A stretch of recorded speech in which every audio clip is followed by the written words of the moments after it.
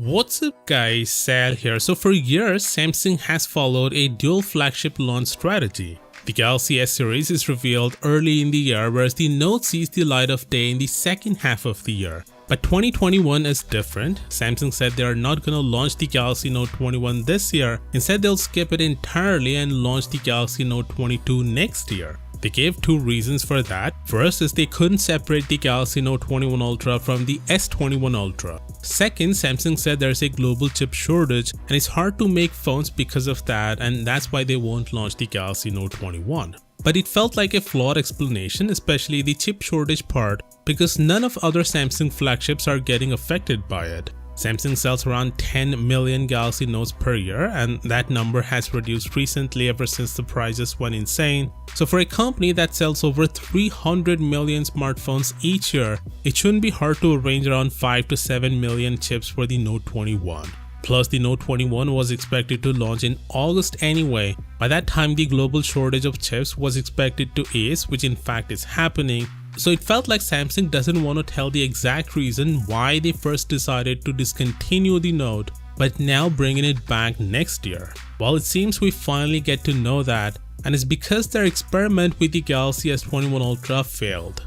Despite the S21 Ultra getting another useful feature of the Note, that's compatibility with the S Pen, the Note users didn't migrate to the S series. And I think there's a simple explanation for that. You see, the Note users buy a Note phone for two reasons. First, for the S Pen that has a dedicated slot in the phone itself, and second, for its signature square design. The S21 Ultra has neither of those, so no wonder why the handset failed to attract the loyal Note fan base. Interestingly though, the S21 lineup was actually doing much better in terms of sales in the first month of its release, but it seems the sale went downhill ever since. Anyway, I'm actually happy that the phone didn't do well, because as a result, the Note is coming back.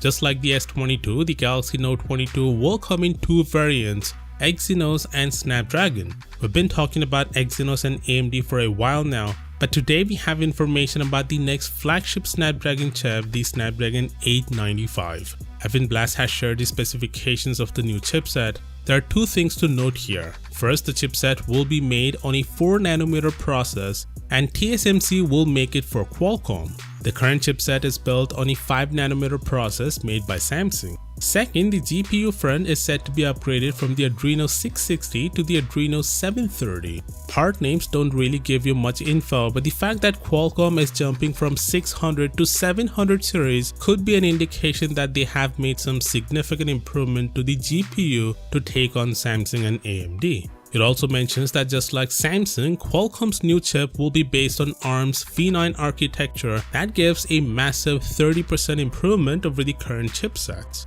Other things mentioned here don't really mean much, as they're just part names that don't give any info. But it will be interesting to see whether or not Samsung also adopts 4nm tech for the Exynos or sticks to the 5nm. In any case, the Galaxy S22 and the Galaxy Note 22 next year will see some big performance gains both in CPU and GPU. First, do consider subscribing for all the latest tech news, and as always, I'll see you tomorrow.